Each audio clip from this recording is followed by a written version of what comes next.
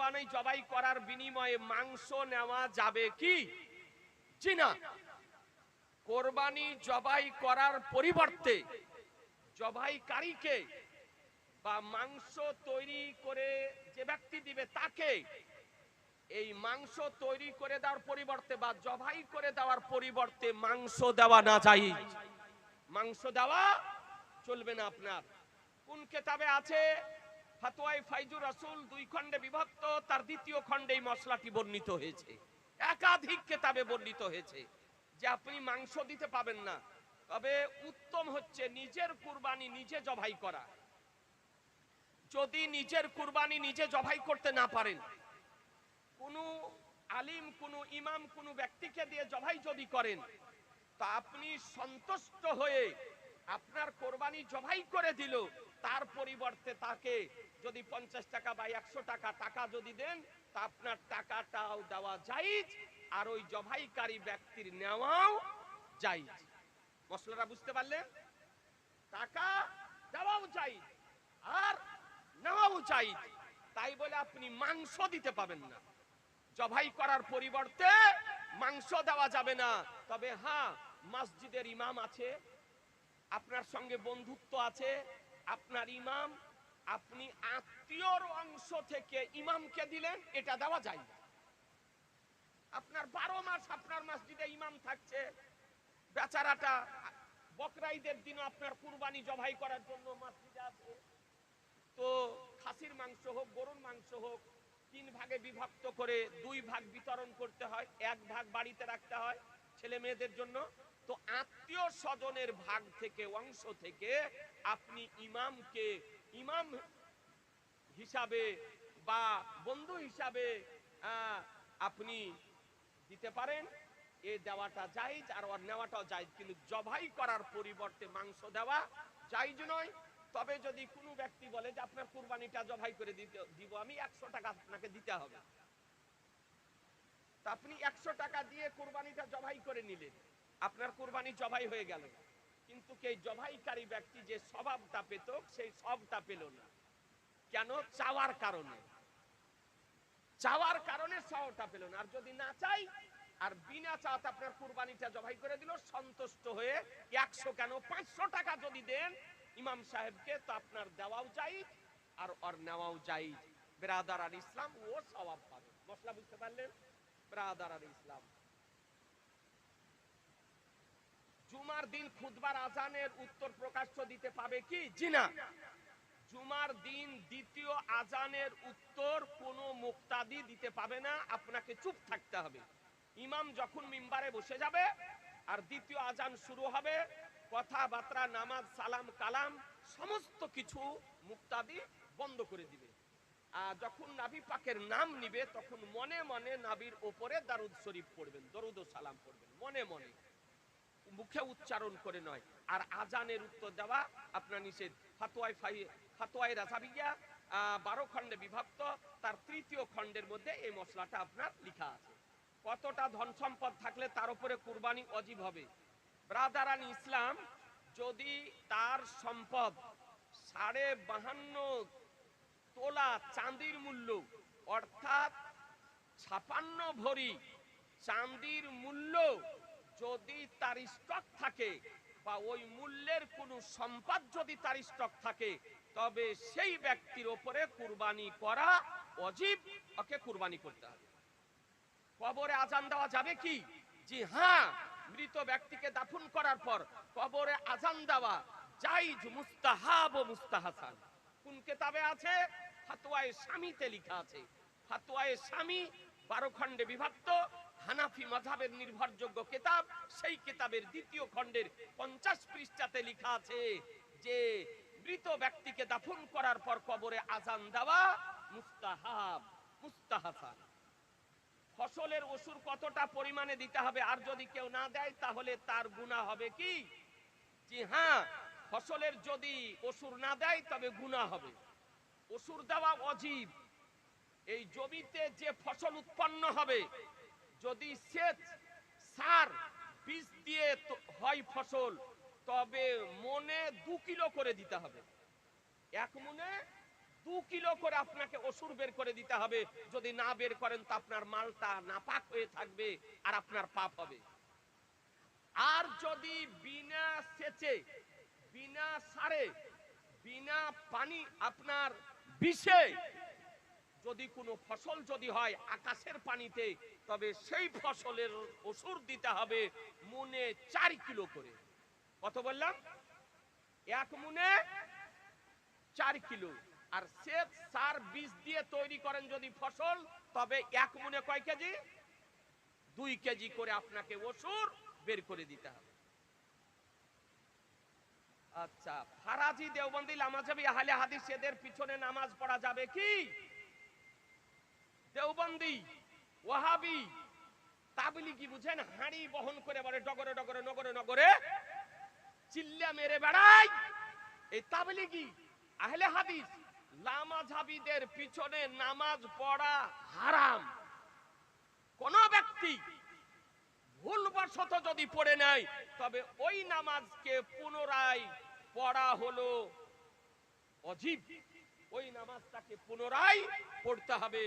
কোন জায়গাতে দেওবন্দি, ওয়াহাবি, লামাযহাবির পিছনে নামাজ পড়া যাবে না, যাবে না, যাবে না। ওখানে আপনি একাই নামাজ পড়বেন। মশলা বুঝতে পারলে? জি, লামাযহাবি বলে যারা এই মহিলাদের মতন বুকে হাত বাঁধে আর মোটামুটি 1-1.5 হাতকে পাকে ফাঁক করে দেয়, ওদেরকে বলে লামাযহাবি। ওদেরকে বলে লামাযহাবি।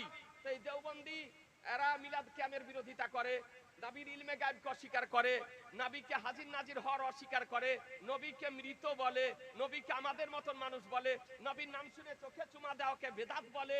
এ বেরাদারান ইসলাম। তারপরে তিজা চাহারাম চাল্লিশা করাকে বেদাত বলে। এই সব দেওবন্দি লামাযহাবিদের কাজ। পীর ধরাকে নাজায়েজ বলে। সুতরাং এই সমস্ত নতুন দল, আর নতুন দল মানে জাহান্নামী দল, এই জাহান্নামী দলেদের পিছনে আপনার জুমার নামাজ বলেন, ঈদের নামাজ বলেন, 5 ওয়াক্তের নামাজ বলেন, কোনো নামাজ পড়া যাবে না, যাবে না, যাবে না।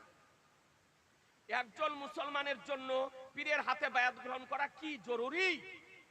বর্তমান সময় এই ভ্রান্ত মতবাদ পোষণকারীদের ষড়যন্ত্র থেকে অমূল্য ঈমানকে সুরক্ষিত রাখার জন্য একজন কামেল মুকাম্মেল পীর ওলি অন্বেষণ করে মুরিদ হওয়া উচিত। পীরের নিকটে মুরিদ হওয়া হলো মুস্তাহাব। পীরের নিকটে মুরিদ হওয়া কি মুস্তাহাব। আমার আলা হযরত সুন্নাত লিখেছেন। সুন্নাত বলতে এখানে মুস্তাহাবকে বোঝানো হয়েছে। এ বেরাদারান ইসলাম, তাবাররুকান পীরের নিকটে মুরিদ হওয়া মুস্তাহাব। সুতরাং আপনাদেরকে বলি, কোন ভণ্ড পীরের খপ্পরে পড়বেন না। অরিজিনাল পীর শেখ পাড়াতে আছে।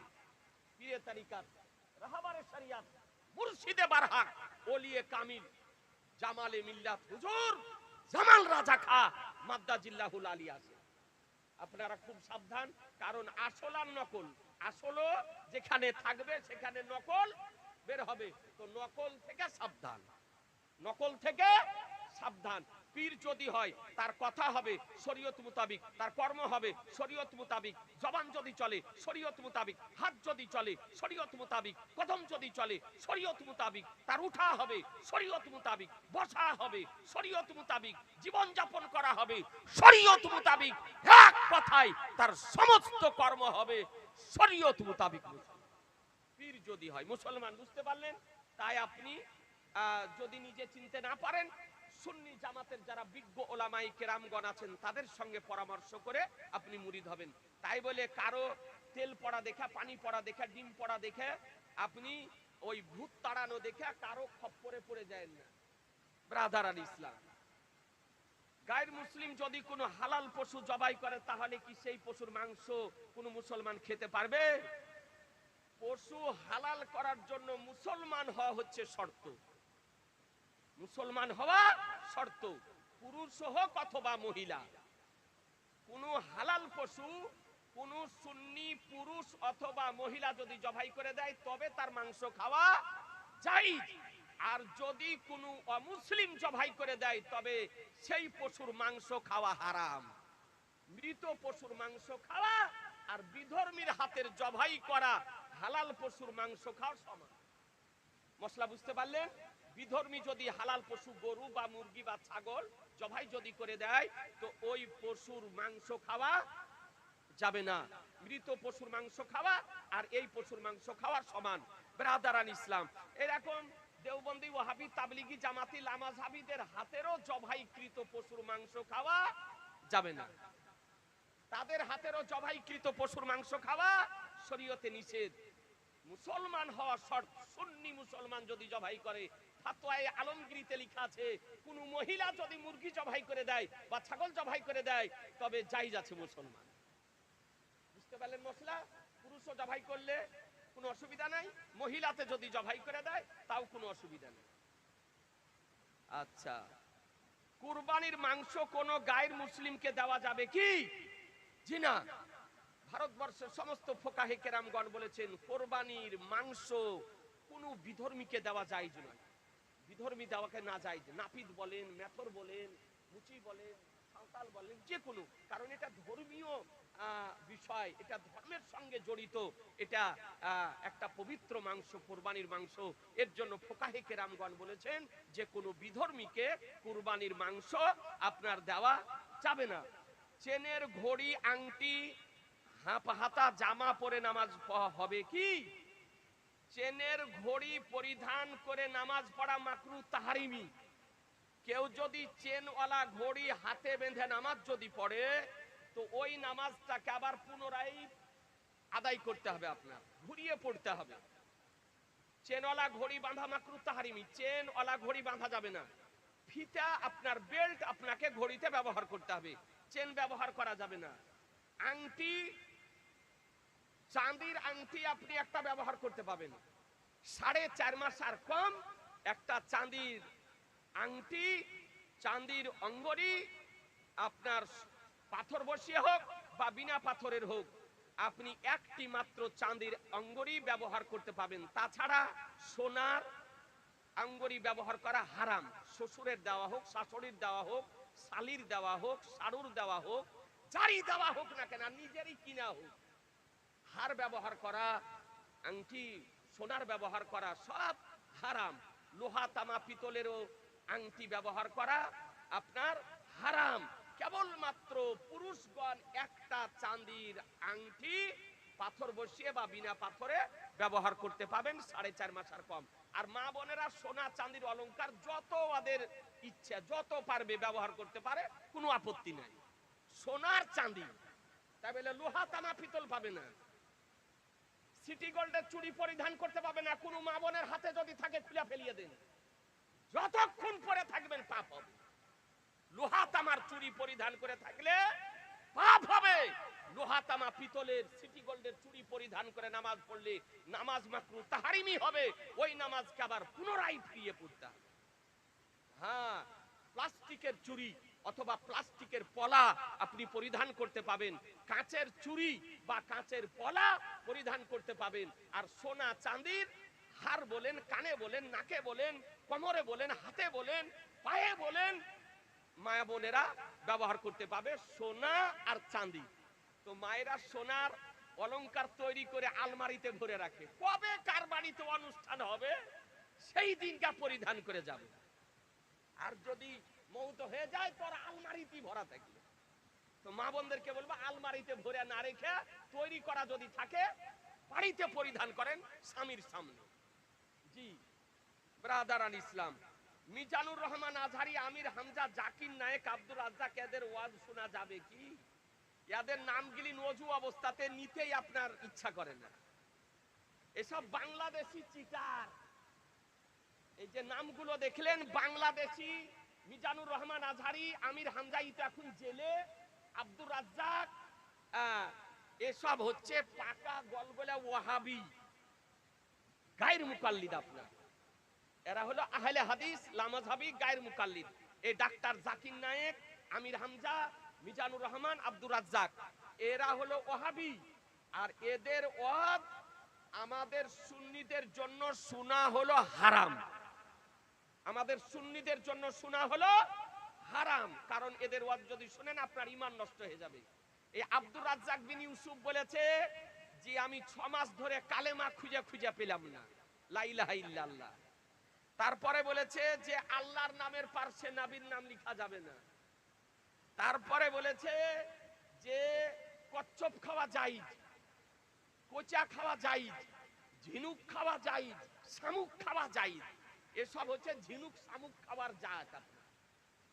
বুঝতে পারলেন? এই আব্দুর রাজ্জাক বিন ইউসুফ, ডাক্তার জাকির নায়েক, এইরকম ব্রাদারান ইসলাম আমির হামদা, মিজানুর রহমান আজহারি কত নোংরা কথা বলেছে। নবীকে আমার বলেছে সিক্স প্যাক, নবীকে আমার বলেছে নিরক্ষর, নবীকে বলেছে নবী আমার চামড়া খেয়েছিলেন, নবীকে বলেছে নবী লেখাপড়া জানতেন না। তারপরে মা খাদিজাতুল কুবরা রাদিয়াল্লাহু তাআলা আনহাকে বলেছেন দুবারের তালাক খাওয়া বুড়ি, নাউজুবিল্লাহি মিন জালিক। তারপরে বলেছে যে নবীর উপরে যখন প্রথম ওহী অবতীর্ণ হয় সেই সময় নবী আত্মহত্যা করার চেষ্টা করেছিল, নাউজুবিল্লাহ। তারপরে বলেছে আলী রাদিয়াল্লাহু তাআলা আনহুকে মাতাল বলেছে, মদ পান করে মাগরিবের নামাজে দাঁড়িয়ে গিয়েছিল, সূরা কাফিরুন পড়তে গিয়ে লাশ ছেড়ে দিয়েছে। মাতাল শব্দ ব্যবহার করেছে। বলুন মুসলমান, এই রকম শব্দ যদি শিরক খোদার জন্য ব্যবহার করে, মা খাদিজাতুল কুবরার জন্য ব্যবহার করে, আমার রাসূলুল্লাহর জন্য ব্যবহার করে,